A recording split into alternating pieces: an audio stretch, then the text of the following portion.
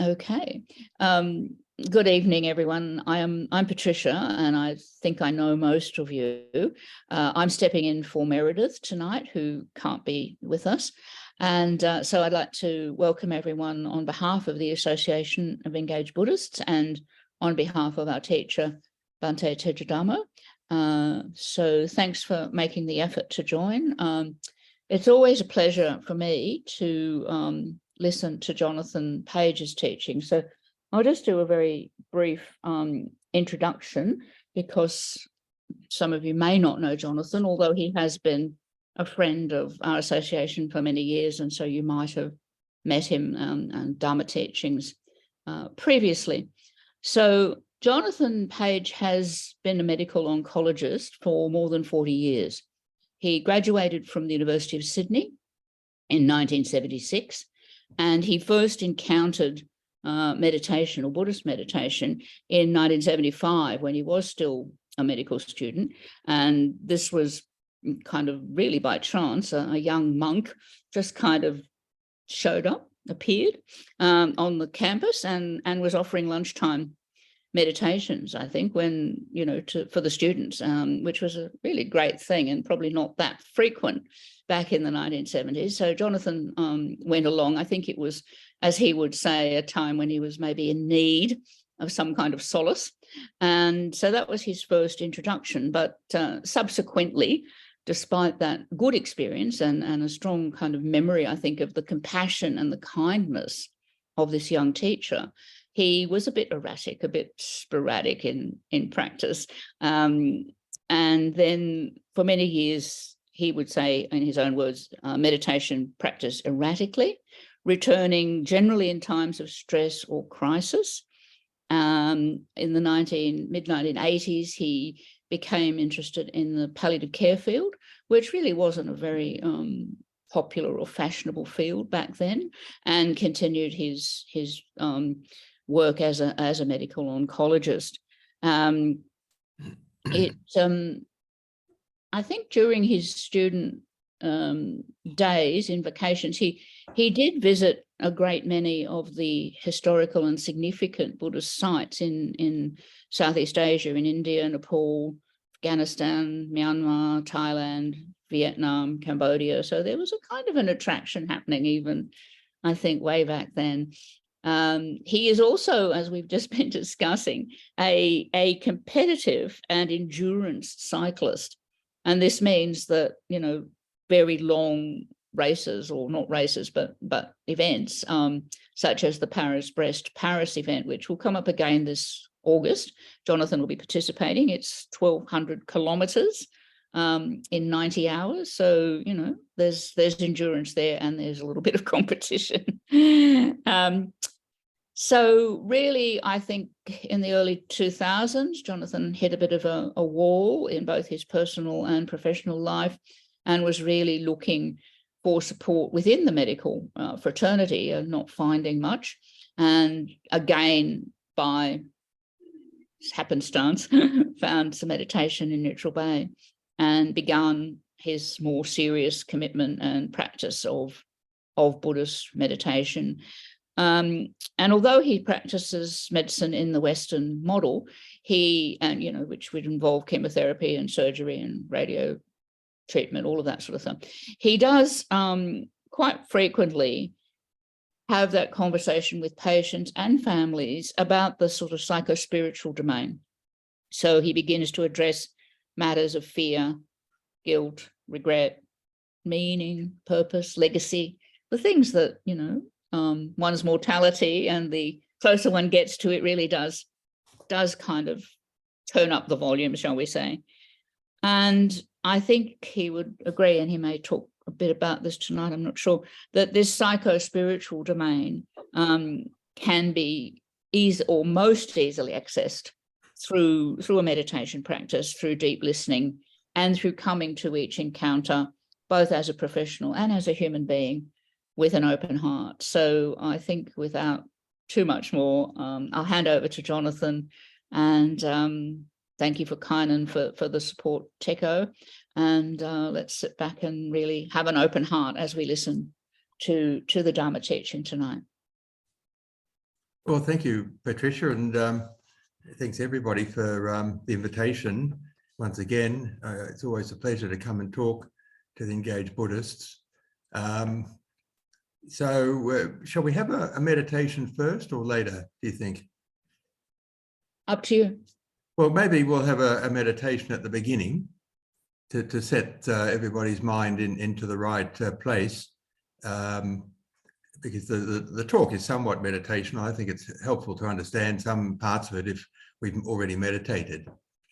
So if everybody's in agreement, let's have a meditation. So therefore, simply adopt your normal meditation posture on a chair or a cushion. And we'll meditate, I guess, for about 25 minutes or so. I'll guide the first part of it, and then there'll be a part where you'll be meditating on your own. So adopt that posture and just begin to develop the awareness that you are meditating. And there's generally a period of transition from the daily busy mind,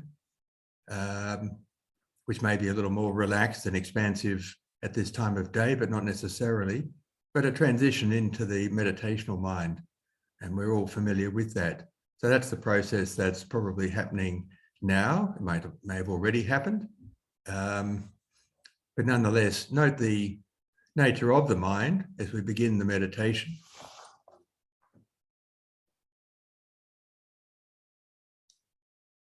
And begin by at least checking your posture and your level of comfort, physical comfort, mental comfort. We can begin by just focusing our mind as a bit of a test for the mind on our feet at the lower extremity of our body.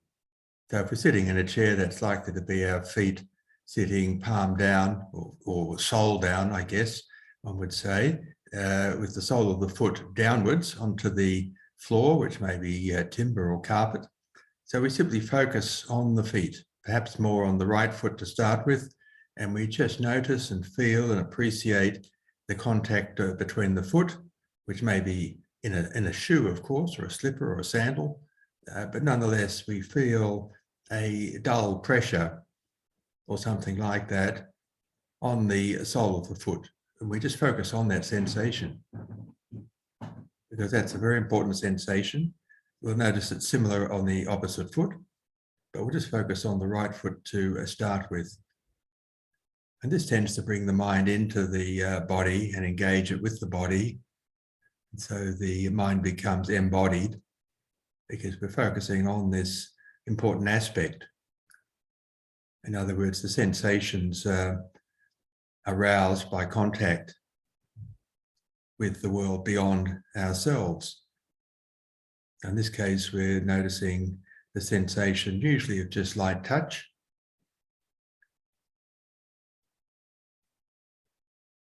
But there is a sensation in there which is a sensation of the body posture. So in our mind, we know where the foot is, even with our eyes shut. Very clearly, we know where it is. So we can check the left foot as well. And then just bring your attention slowly up the legs, past the knees.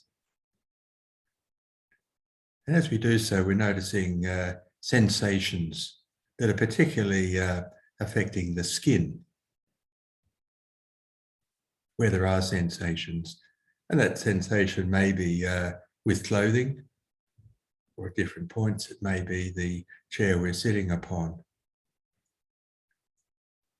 But there may be other sensations that are just spontaneous. Perhaps a breeze passes by, or perhaps there's no obvious explanation. We just feel a sensation. So we move up past the knees to the hips. Then from the hips, we just notice and appreciate our bottom, and we check in with the balance there, that our body is pressing down. So there's a sensation of weight. maybe some indentation of the cushion or the chair. And we're also checking for comfort. And from there, let's move up our spine, just following the curvature of the spine, which is going to be different for each person, but we're normally familiar with the curvature of our spine. We appreciate the enormous value in having this rigid spine. And so we move up the spine and we notice any areas that might be uncomfortable, maybe discomfort, maybe some stiffness or tightness or aching. We may feel the back of the chair at some point. And if there's no unpleasant sensation, then we're pleased for that. We simply notice comfort and some sensation of touch as we move up the spine. And from the upper spine, we can move over to the shoulders and check in there, because the shoulders may accumulate the stress of the day with tightness and stiffness and discomfort. We may not be aware of that. And not only the stress of the day, but the stress of days, weeks, and even a lifetime, as can the spine itself, of course. So we can drop the arms, just relax the shoulders and just let the upper part of the arms just drop down, just lower under the weight of gravity, and just hang loose as best as is possible with your hands in your lap or wherever they happen to be. And you can go one step further and actually rotate the shoulders around if you wish.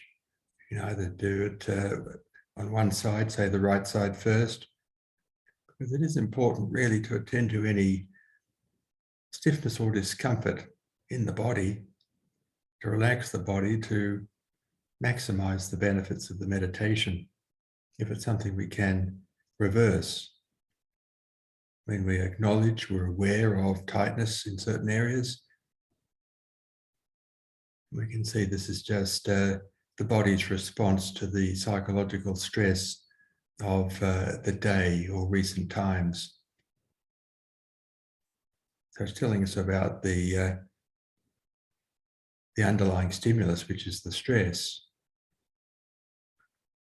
That may encourage us to pursue that avenue a little further. But you can rotate the right shoulder and the left, or both together, and you can feel generally the loosening of the muscles and tendons that attach to the shoulder. It can be quite a pleasant feeling as we just release those as best we can. And then we can move our attention up to the neck, where there may be further stress and tension stored in the neck muscles, which of course has been supporting the head all day, the weight of the head and the movements of the head. So generally by the end of the day, the neck is quite tired, and there may be areas within the neck which are quite sensitive to touch. And so we can move our head in various directions, gently and slowly, to loosen up the neck, to allow the muscles that are supporting the head to relax, to be stretched, which muscles generally enjoy being stretched through their normal length.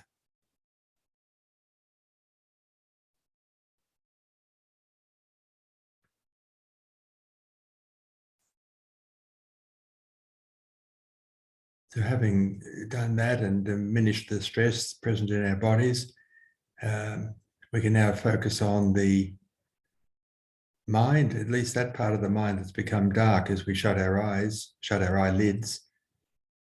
And perhaps we didn't even notice the change in our mind as we shut their lids, which excluded instantly the colour and light and movement of the world. And of course, we can always open the lids a little and just to remind ourselves that is still there. it's just on pause. Well, actually, it may not be on pause. The activity of the world continues on. But we shut the lids and we notice the darkness that has resulted. And so we can acknowledge that and look into that. And we see that it's not completely black and there are images there, or at least there are shapes and forms and patterns of various sorts. There may be colours. And certainly images do appear.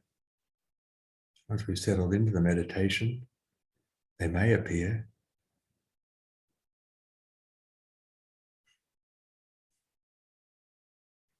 As we look into that darkness, we notice the sensation of hearing. The auditory sensation is more sensitive, in that we can now hear sounds more clearly, even very soft, distant sounds. But we can also hear sounds, possibly even within our own body, the breath, and even some movements will create a sound. But we can hear sounds that are maybe in the room, maybe emanating from the Zoom call, but in the building and in other rooms, and even outside the building.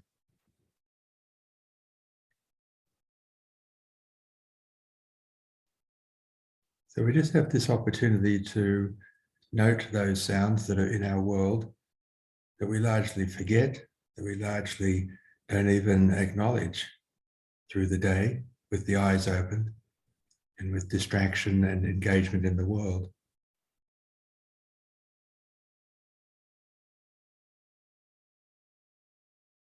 And likewise, we can move on to the sensation of smell and notice whether there's any olfactory stimulus in the room, whether we can detect any aromas or fragrances or odours or other stimuli that may be present, very subtle perhaps.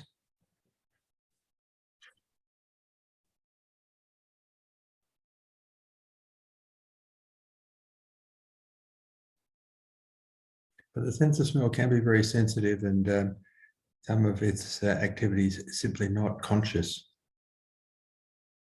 It may influence our behaviour, but we're unaware that the origination of that change in behaviour is from the sense of smell.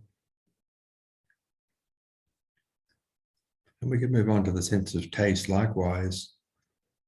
We just notice any sense of taste that's present, any flavours.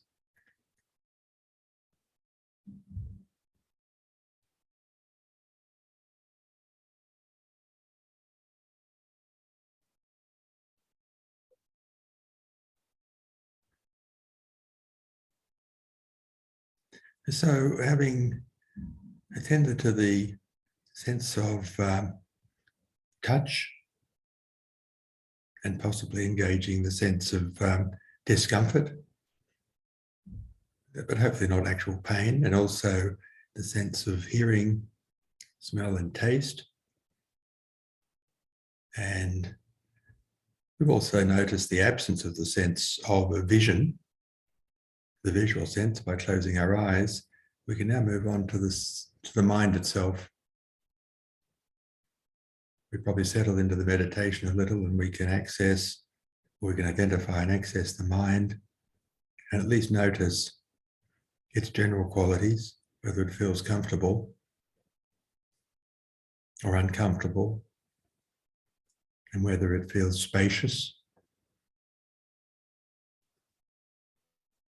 or not. Perhaps it feels a little tight and cramped, perhaps under some sense of pressure. And we notice thoughts passing through, either continuously, maybe rapidly. And we notice that phenomenon and the types of thoughts in general without engaging with a thought.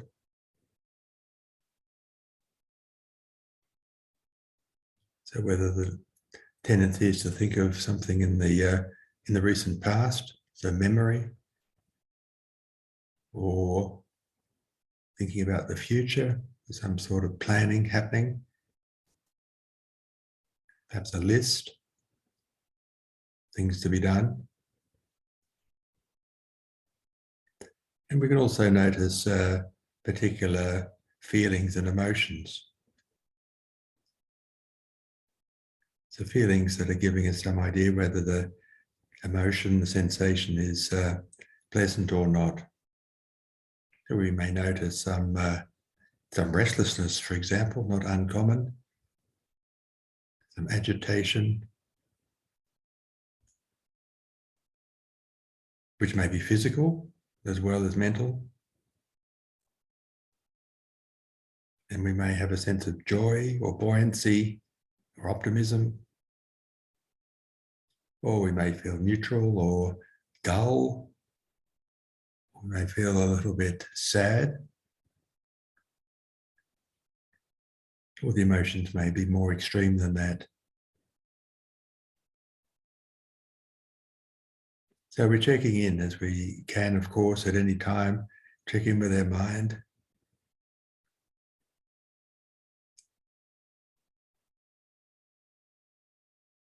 So to acknowledge the mind, to see how the mind is traveling, whether we need to adjust our behavior, our thinking, our emotions as best we can.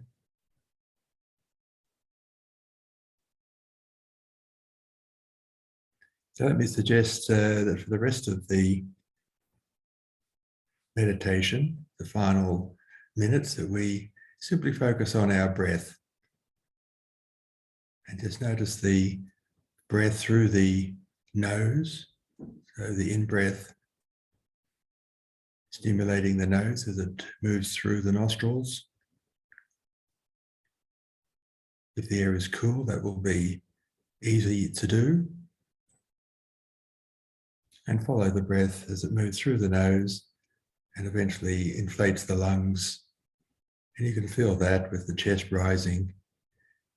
And you reach a point when the lungs are full, after which there's normally a short pause, and then the air escapes back through the nostrils.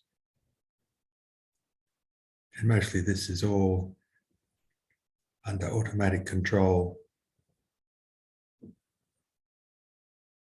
Although we may see ourselves intervening initially. And when the breath has finally left the lungs, there's usually a pause before the next breath arises. So we will simply follow the rhythm of our own breath, taking a good deal of interest in the breath, noticing the subtle differences between each breath, breath after breath. And if we become distracted, we can note that and then return to the breath if possible. So let's follow the rhythm of our own breath for the remaining minutes of the meditation.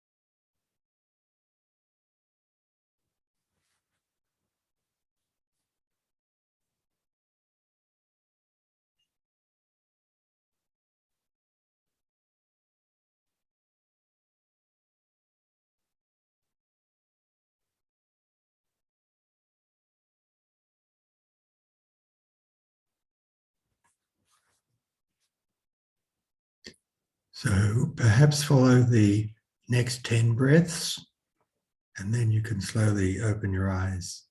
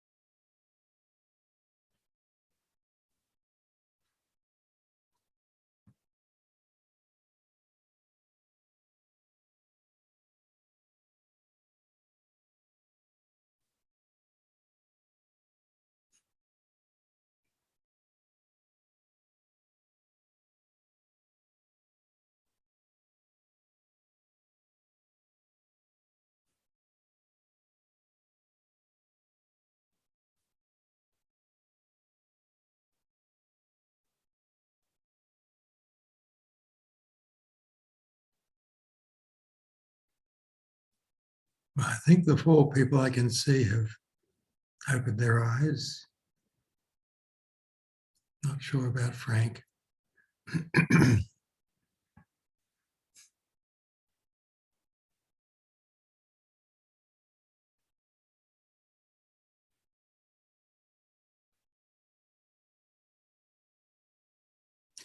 Well, Patricia, I think we might move on. And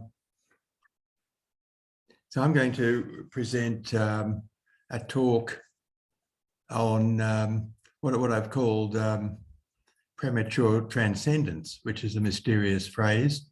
And that's what caught my eye originally.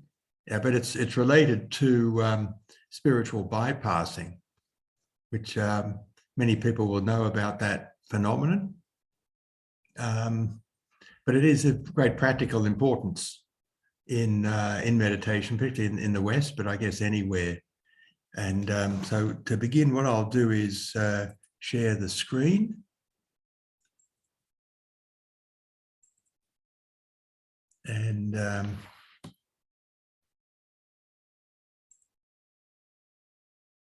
okay. I'll leave it like that, I think. So that's the title, and down the bottom is a link, because I wrote an essay on this very topic back in 2018, and that's at that link, which is the Sydney Insight Meditators website. So it's the essay that I wrote is more comprehensive, with lots of references and links and so forth about this topic. So let me just, how can I move on?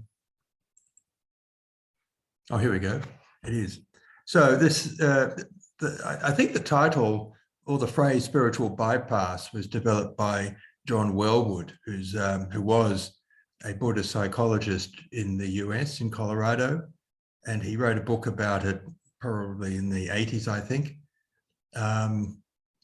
And in summary, what he introduced his book with the phrase, this concept is how we try to rise above the raw and messy side of our humanness before we have fully faced it and made peace with it. So just to indicate what it all means, the spiritual bypass is that human beings inevitably, as they grow up and spend time and learn and become adults, they've developed all sorts of behaviours, most of which have arisen without their knowledge. But it refers to unresolved issues from childhood relating to the family home and the availability of unconditional love and the ideal environment for development. Some people may escape that. And of course, some people have more severe issues. I mean, they might have been subjected to abuse or being ignored and punishment and all sorts of things. And that may have continued at school in various ways. So what it means is that we reach a point, I mean, a lot of unattended, unresolved issues accumulate, and we develop psychologically ways of continuing on. I mean, packaging a lot of this stuff and hiding it, or using other defense mechanisms, some of which might be very primitive because they were developed when we were a child. So if we're in a home where there's a lot of punishment or a lot of noise, then we may develop the survival strategy of being very quiet. And so that may be one reason why we grow up to be a timid adult who doesn't challenge anything or doesn't even inquire. And of course, there are 1,000 other possibilities. But it means that when we reach an age, at some point in life, it may be adolescence, where something motivates us in the West to become interested in meditation. Then we may not even ask, why am I interested in meditation? We may just be attracted to it. And I can certainly identify with that, because we're not in the habit of being inquiring into ourselves. And therefore, we're not always aware of our own emotions or the nature of ourselves. I mean, a lot of that may have been shut down when we were younger. So it means that we may have some difficulties. I think in my experience, a lot of people who attend retreats and go to meditation have had a reason for that. I mean, it may be a sign of maturity, that the issues of early life have been managed. We feel very comfortable with ourselves. We have mature adult relationships with our family, with our siblings, with our parents and grandparents, and we're very comfortable with our life, and we're very resilient. I mean, that's certainly possible, and therefore the next step in our spiritual growth would be to meditate. And I'll indicate a little bit later the Maslow pyramid, which reflects human development. So the spiritual dimension of life is very important here. Where the word spirituality, I mean, comes from the Latin spiritus, which refers to breath, our breathing, and that's why meditation on the breath is so important and natural. So inspiration is causing the spiritual nature of the world to enter our body. So this is, if you like, a life force. It was seen that the world around us, that we nowadays would call air to some extent, but I guess we can still regard the space around us as being a life force. We don't have to be mechanistic or materialistic and think that everything between us is simply air. There may be other forces, but at least it gives the origin of the word spirituality, and I think it's a good one, and it connects people because we're all breathing, as are so many animals. And a knowledge of and a health in spirituality is fundamental for a sense of wellness and growth. And spirituality connects us to a transcendent reality. So hence the idea of premature transcendence, which means that we may develop a meditation practice and somehow expect eventually to transcend our current state. Not always. Some people are happy with their current state and just like the peace and quiet of meditation and the fraternity of the Sangha. And people have views on transcendence as well, whether it's possible to have a transcendent experience or not, and that's something for discussion, obviously. Now, not all spiritual processes are healthy. So we can join a meditation group, a Sangha, and we can meditate and perhaps become quite good at it, we think. But it may not solve all our problems if we have problems. That's one of the concerns. And it's been noticed repeatedly, particularly in the West, where we don't have an intense culture of meditation. And even we don't really have a culture of prayer because there's so little actual spirituality and actual participatory religion. So so there's a certain phenomenology of the spiritual bypass. And so the spiritual bypass is defined as a defensive psychological posture cultivated by a tendency to privilege spiritual beliefs or experiences over and against psychological needs and simple daily needs and attention with ourselves and with those with whom we live. And it means by giving all the privilege to the spiritual, I mean, we assume that the spiritual is so powerful that it will overwhelm and correct any deficit that we have when we begin meditating. That's all we need to do is a diligent meditation practice. And therefore we're bypassing a lot of the psychological wounds, the cognitive dissonance, and all the unfinished developmental tasks. And all of these are under the rubric of dukkha. I mean, dukkha includes so much. And the basis of the spiritual bypass, as I've mentioned, is an understanding of development from early life, or really from birth, and even before birth. The close bonding and loving attachment, a loving attunement, unconditional love. This is a secure attachment, which is a positive psychological attachment, not the attachments that within Buddhism we have to be on the alert for. This is an attachment to others, and in the word attunement, it develops a relationship with others in unconditional love. Because one aspect of unconditional love is that it tends to work both ways.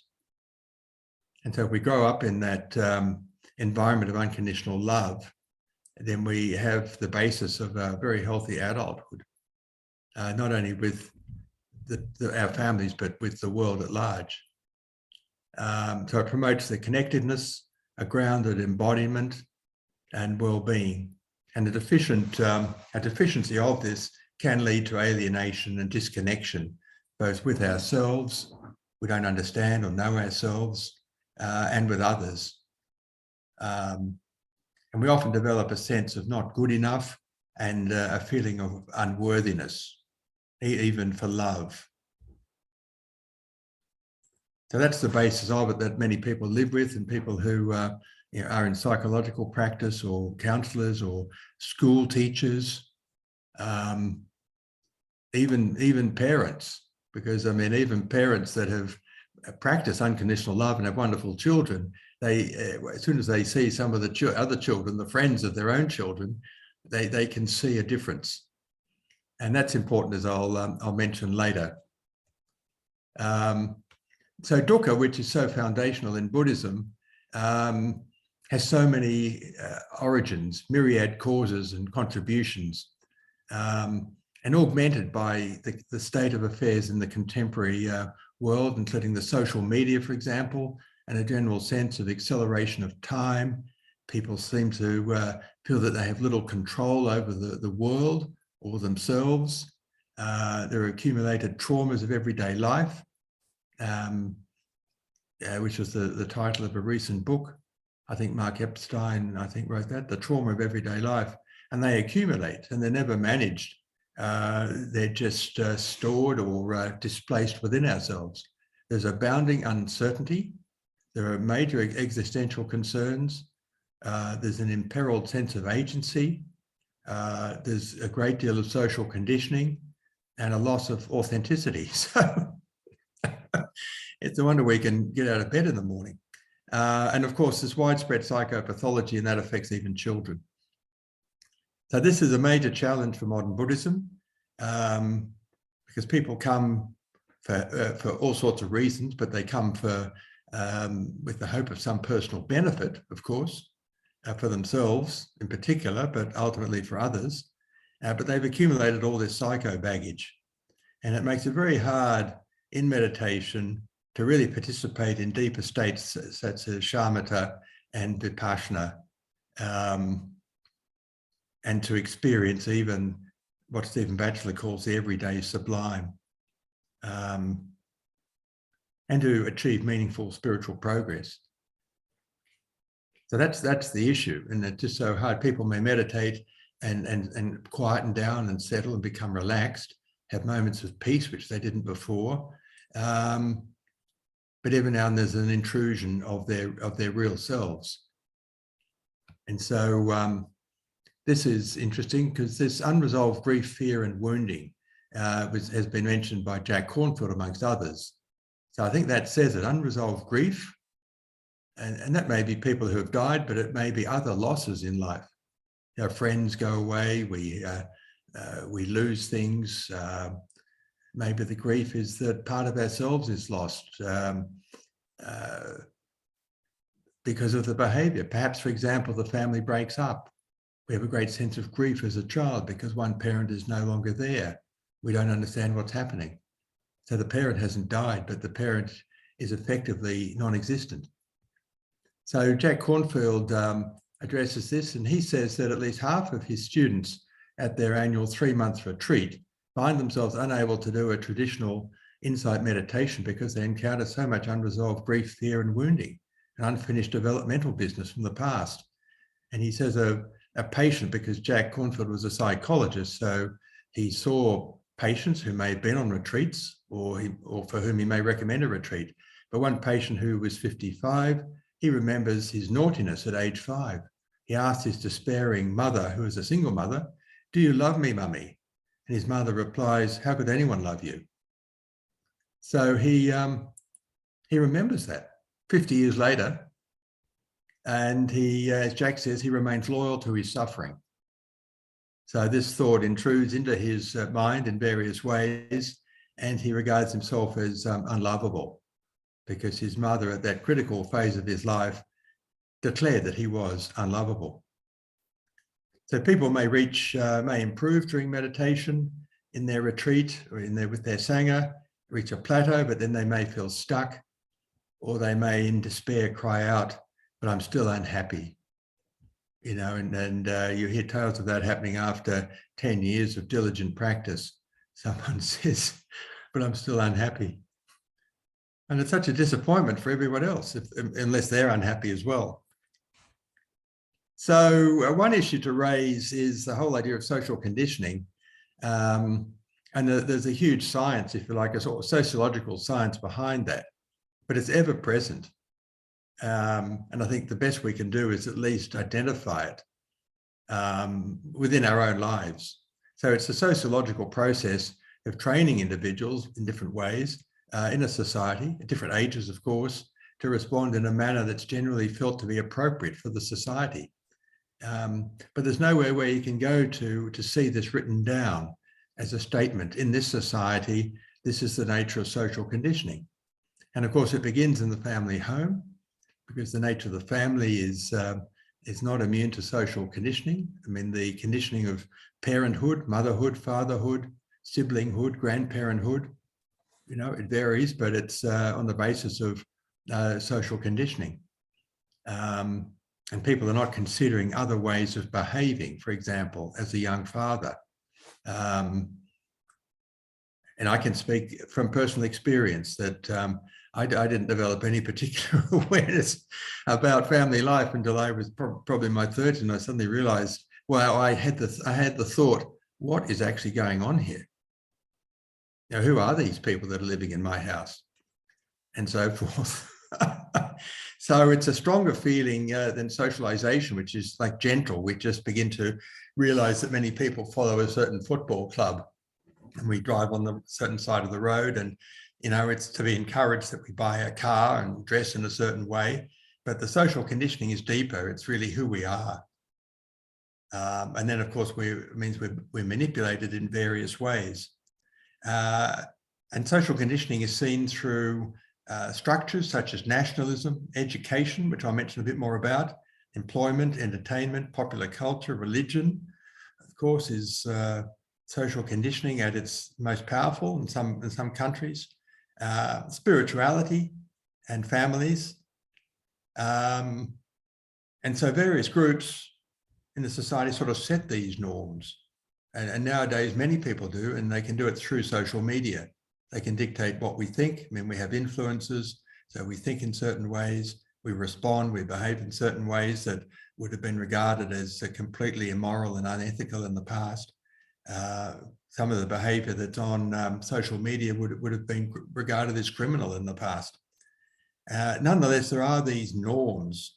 And unless we're aware that there are these norms, then we remain in a state of spiritual imprisonment.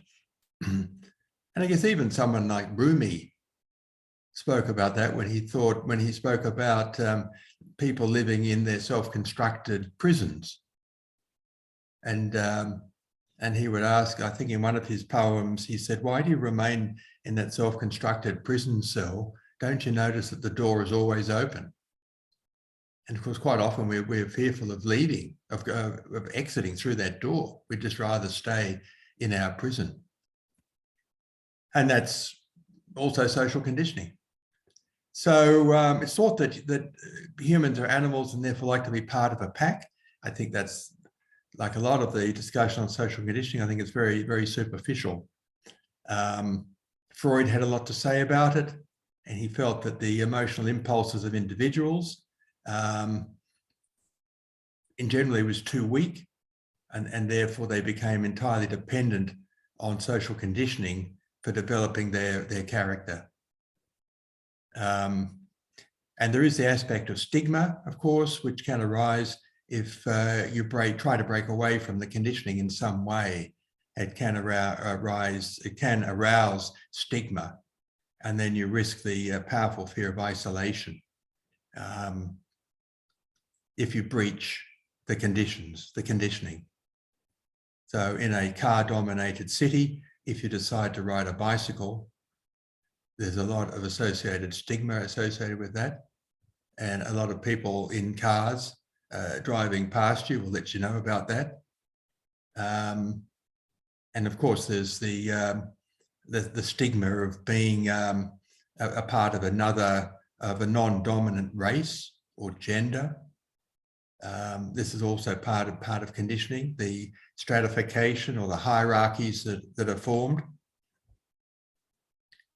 And so just to mention education, this is not so long ago, and this is in the literature, this is very, very active, but it's not impacting greatly on the education system. So contemporary education ignores the aesthetic and ethical as a result of being in the thrall of such forces as market economy, so preparing young people for the marketplace, and managerial and functional dictates.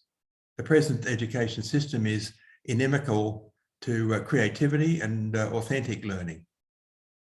So it's more focused on STEM, as I mentioned. So he said earlier, a bit more dramatically, why have we developed a notion of knowledge and therefore of education which excludes passion, fantasy, intuition, feeling, hunch, apprehension, doubt, belief, impression, dream, vision, and symbolic forms through which these powers or states of being can be explored and elaborated, giving form, structure, and living coherence. And they're still very active, you know, these thoughts. And I just actually created this slide, this particular one today. So STEM, which is science, technology, engineering, and mathematics, it is favoured. I mean, it's favoured in many education systems in the marking schedule. and at universities, increasingly STEM subjects are being favoured, reflecting a world of all-pervasive science, but also the way that science is accepted as an ultimate. Now, I did read this from an ongoing research project. Research demonstrates that the STEM disciplines perpetuate a history of exclusion, particularly for students with marginalised identities. The failure of institutions to disrupt the systemic oppression in STEM has led to a mostly white, cisgender and male scientific workforce, replete with implicit and or explicit biases. So it's strong language, but the evidence is there, particularly in Europe and the US, but also in Australia. And to counter that is a lot of work on humanistic learning theory, which emphasizes freedom and the autonomy to be a learner. A teacher would allow students to learn by their own free will and a desire for knowledge. I mean, and this is obviously overlaps with the Buddhist notions, the Buddhist philosophy that people would meditate to understand themselves and the world. And this and it connects with an ability to learn with the fulfillment of other needs. And I'll mention Maslow's hierarchy in a minute, and the perceived utility of the knowledge that one acquires. So it's quite different. There are these two different aspects. And if and in the STEM area, that is prime social conditioning. And people are encouraged by various ruses to enter that area of education and eventually personify the discipline that they've become an expert at. They become people who are presumably less in touch with their humanistic side, their creative side. And then that can lead to problems later on. So I'll just mention this. I mean, these slides are all being recorded, so we won't have to go through them. But this book by Jack Mezirow called Learning to Think Like an Adult sort of says it all. So it re-examines the concept of adult. I mean, what is an adult apart from someone who has been totally conditioned by society? So one is over the age of 20 and frozen into a person who's compliant and works, who has a family, who reproduces and works in the mills of industry. But Jack Mezirow, like the previous Peter Apps, presents people in his ideal education system with various dilemmas to attend to. Self-examination, discovering feelings of fear, anger, guilt and shame and investigating them, and so forth. Planning a course of action to achieve something, and interacting with other people in a mature way. So one learns to listen to other people. So this is the famous Maslow motivational model. So these are types of needs, beginning with physiological needs when we're very young, and then issues of safety, and then belonging to a family, a community with love, and then self-esteem, the needs to be told that one is valued and capable, and then cognitive needs, and aesthetic needs. And then this was the original top of Maslow's triangle or pyramid, self-actualization. So it was a complete understanding of oneself in the physical, psychological, and spiritual domain. But transcendence was added, and that's even beyond that. That's that is ultimate spiritual awakening, where we blend in. We lose the sense of separate self, and we blend into our world, into the population of humans, into life, even if it's a brief experience. And we get a sense of oneness and even eternity. And so, so these are the needs. And of course, if we respond to the needs and receive the support of our family and society, then these then become capacities or qualities. So we become someone who feels appropriate self-esteem, really self-compassion. So esteem, not in the sense that we feel superior. And we have our intellectual needs met. We have our sensory and aesthetic needs, the needs of beauty and wonder and awe, and then we achieve self-actualization. Now, there is a division which is round about the halfway point, which Ken Wilber, who you may know, who's written a lot through his long life on human development in different cultures and through time. So he divides it into tier 1 and tier 2. So basically it means that there are needs, and then we respond to the needs, and we reach a point where we cross over, and the crossing point is with the development of empathy. So initially our needs, say up to the point of self-esteem, so positive self-regard. Okay, we feel good in ourselves, but then we move into a point where we're suddenly aware that other people are also developing, and like we are, and so we're pleased to be with them. We understand them, and we see similarity more than difference, and therefore we're aware of the difficulties in other people, and we develop empathy. Now, the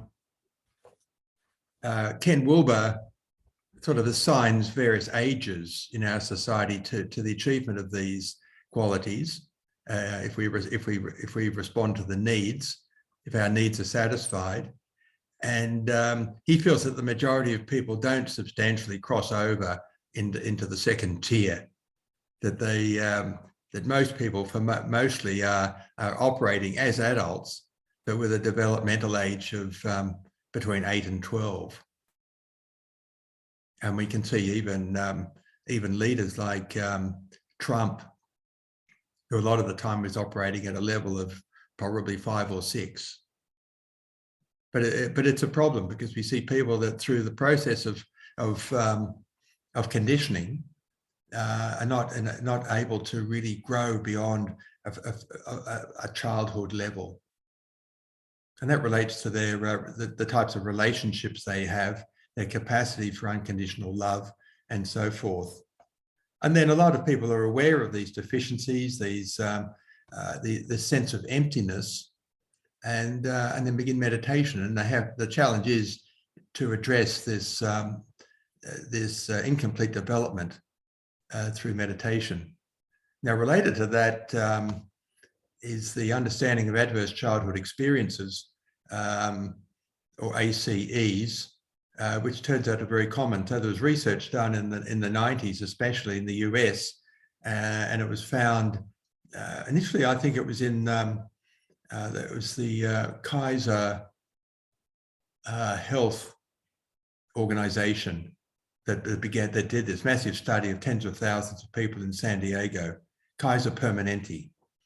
And they found these high instances of household dysfunction, substance abuse, parental separation, divorce, mental illness, battered mothers, criminal behavior, and then children and parents were abused in different ways. So it was very common.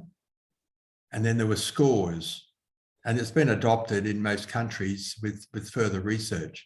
So it just means that a large percentage, maybe even 50% of children have substantial scores, and the scores reflect their susceptibility to adverse health consequences.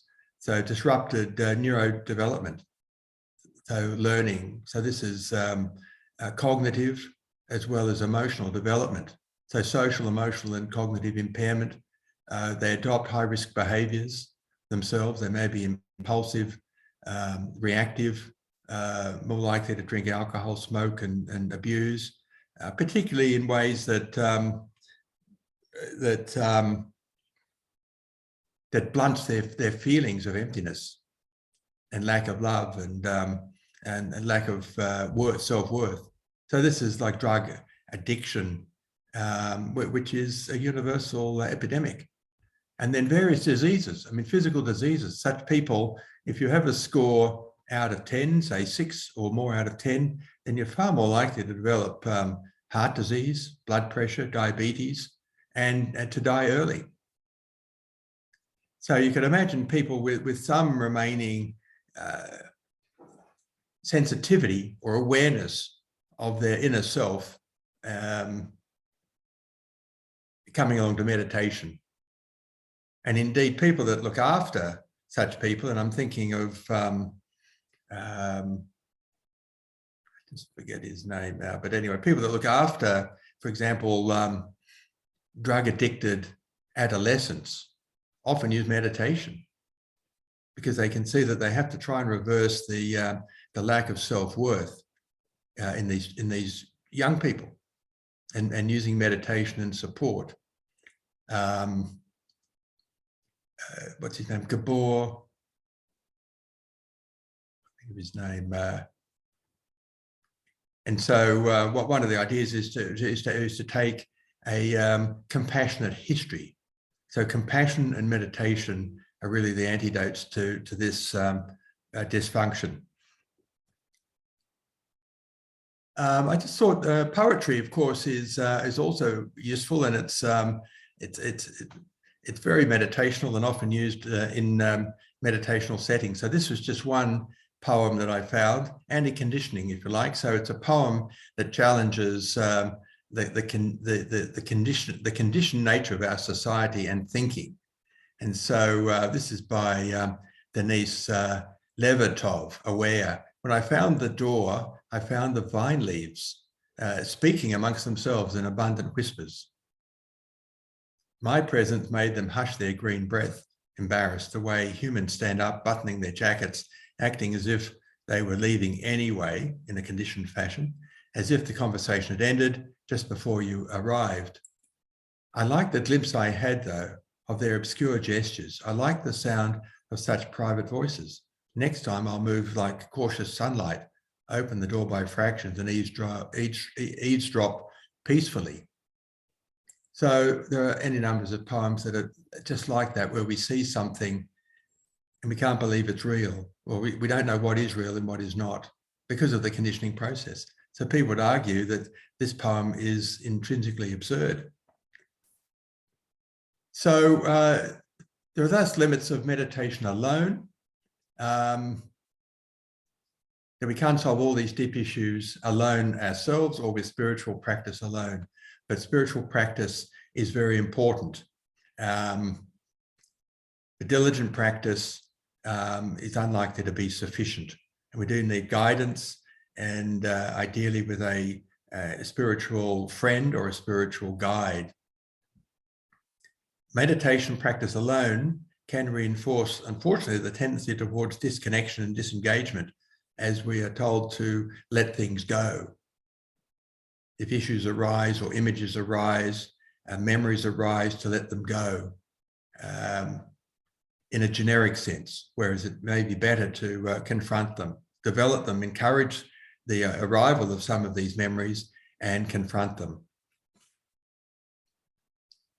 So just to mention the difficulties of non-attachment. One may try to be non-attached to the difficulties of our past, but it was said that this is like an unripe fruit trying to detach itself from a branch instead of receiving what it needs, namely a period of time and some nutrition, which will allow it to naturally ripen and then let go of the branch. When our spiritual practice is way ahead of our human development, we don't fully ripen. Our practice may have ripened, but our life hasn't. And Swami Prajnanpad said that even the idealism, in other words, of spiritual practice, having an ideal spiritual practice, can be an act of violence, because we're trying to live up to an ideal instead of being authentically connected to who we really are. That's the challenge. Now, I mentioned John Wellwood originally, and also Chris, is it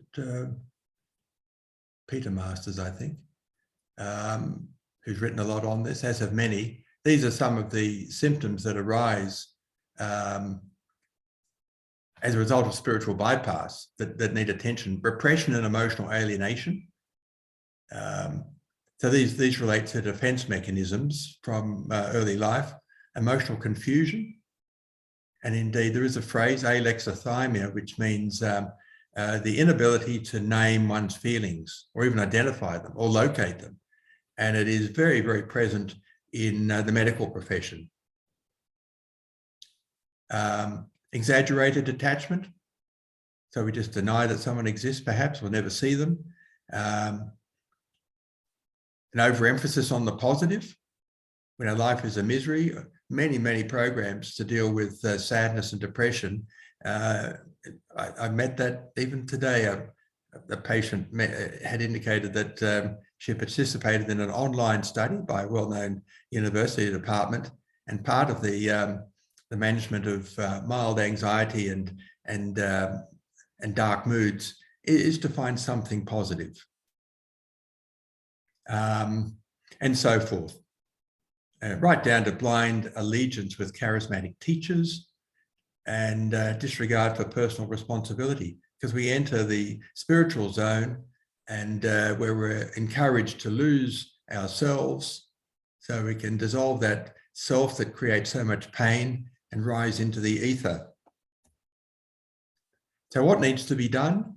Well, there are these two clear tracks. We have to attend to what can be called growing up in the human sense.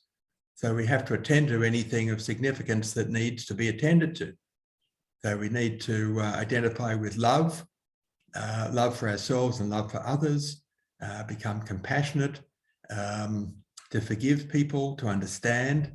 But this is very difficult, and there's no real solution for everybody, because there are limits to what the medical profession can do, what psychology can do, counselling, and within within spiritual or Buddhist communities, there's only limited expertise in this area. And waking up, which is the spiritual progress. We wake up. Once we have grown up and we are mature and we have an authentic sense of ourselves and others, then the process of waking up, the spiritual awakening, and we achieve ultimately a wholeness.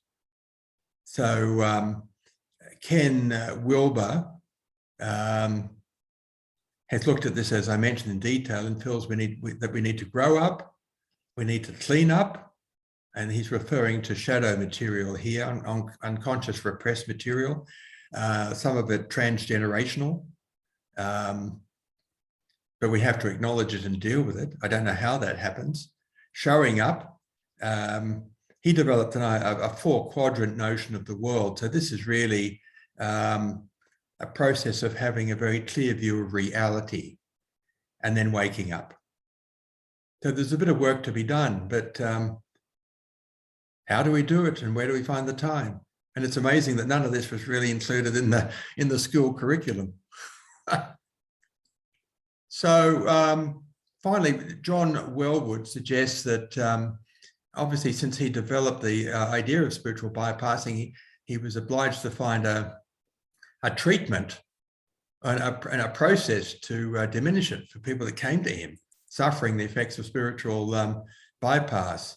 And he was a Buddhist practitioner, but he combined psychology and Buddhism, as did Jack Kornfield and so many others, and encouraged people to develop a sense of unconditional presence with themselves, but also with those around them, which involves contacting, allowing, opening to, or even surrendering to whatever we're experiencing from the past. And so we inquire deeply into our felt experience, and this can be very difficult to people that feel nothing, and we let it reveal itself to us and unfold. And he says it's like unraveling a tangled ball of yarn. We track and unpack. Sometimes we keep a meditation diary. And we find that we're able to be present in places where we have been absent or disconnected in the past. We can go places. And we're not so fearful of what we will encounter, because we will encounter very painful experiences, perhaps from early childhood, where we may have been unloved or abused. So we reach out to parts of ourselves with loving kindness, and we develop a kind of inner attunement And we find that the psychological and the meditative at some point can complement each other and are synergistic. And we may enter this deep reservoir of sorrow or helplessness with self-compassion. So it's a great deal of self-discovery. Tara Brach is very familiar with all of this, even in her own life. And she says one must be aware of thoughts, be aware of feelings in the body, and develop loving kindness, and say to yourself, this is suffering, or this is hard. And I've encouraged, even encouraged patients and even friends sometimes, if we're having a discussion about just articulating, this is hard, about life. Everything's going wrong and they can't see a way out, at least pause and say, this is hard. And just the articulation of that to someone else generally leads to tears, and the tears lead to some resolution. And then there is this RAIN approach, which Tara promulgates, and so do others. It's very effective in ourselves, recognizing the details of our suffering with loving awareness, accept it with compassion, investigate, don't identify with suffering. It's not a reflection of our intrinsic nature, and of course, nurture. And finally, I think I'll make this the final slide, although I do have a potential poem or two.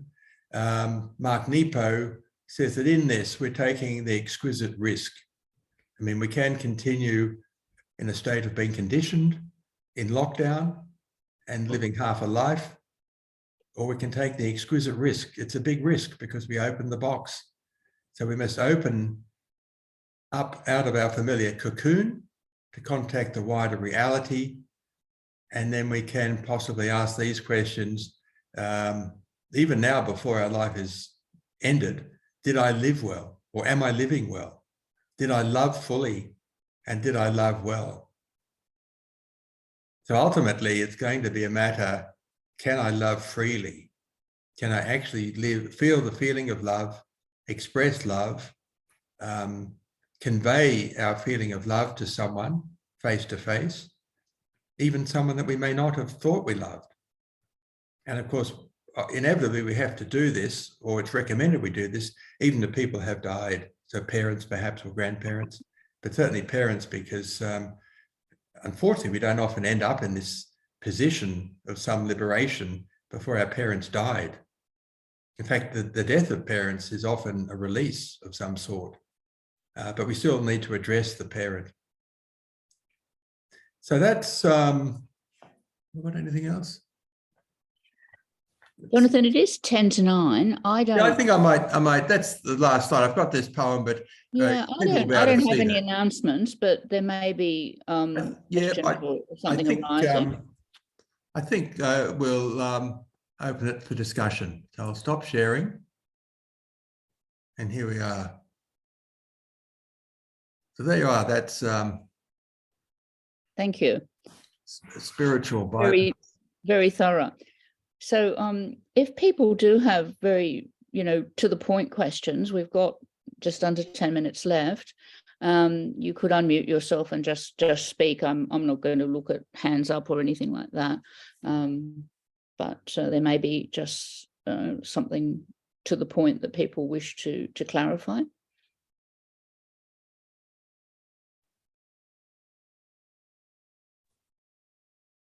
Thank you very much for that talk, Jonathon. It puts a lot of things into perspective of matching up our psychological growth and our practice.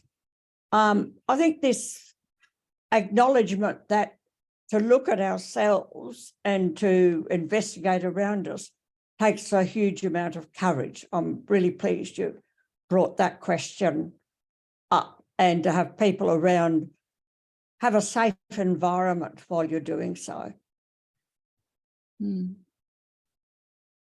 So not a question, just a comment. Thanks, Faye. I think that idea of safety is really, really important, that to face some of this messiness and rawness, we do need feel safe, and that there's some support and maybe even guidance particularly too. Yes. And an ability sometimes just to talk, because sometimes you don't know until you actually say it. Mm. Yeah. I mean, I think it can happen in the Sangha environment, where perhaps sitting in a circle, and one technique is a Quaker technique where you pass around a sacred object. It may be a small Buddha or some such, and whoever has that in their hand has the floor, maybe for 5 minutes. And so they can either not say anything, and so the sacred silence, or they can talk about something in particular, something sensitive to themselves. Particularly because they may realize that this could actually be helpful to me to articulate this in this environment, which is safe with my friends after a meditation, and it may help someone else. And some profound things. Some people may just pause and then cry, or some may, if the question includes how could your childhood have been better, or do you have a strong relationship with your parents, or is there a particular relationship in your life that you wish you could improve? Or was there a mistake that you made at some point? I mean, you can depict it as a mistake, but it's a human mistake. Are there regrets? Just so people can anybody else go got back any, into the any past, thoughts? and I'm sure everybody's like me. There are things you really wish you hadn't done, but at the time you just didn't. You can understand that you didn't know any better, or you're under some stress of some sort.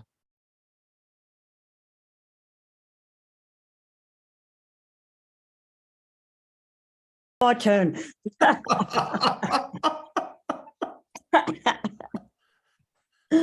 Isn't it wonderful that we're all so human? Yes. Well, as wasn't it Jack Cornfield who said, after the bliss comes the laundry? Mm. Yeah. Mm. Yeah. And I think on that topic too, if we do hand around the magic stick or whatever, I would just say it's very important that you then don't give that person advice. Yep. I don't know about anybody else, but I've usually found advice I've given is best used on myself. Well said. And generally not applicable to them. I've had to learn that lesson a few times. Well, and when if someone really talks from the depth of their heart, there's nothing you can say. I mean, you can just be grateful that you were in the same room as that person, and you just feel the benefit flowing into your own heart. And it's really quite remarkable. Yeah. It's a privilege, isn't it? It's a real privilege. Yeah. We've just got a few more minutes if there's any pressing questions, or maybe Jonathon might like to read the last Mary Oliver poem, or just take a moment to sit together. Well, I'll just read it. I mean, Mary Oliver is good value, so that's I've extracted. It's not the whole poem.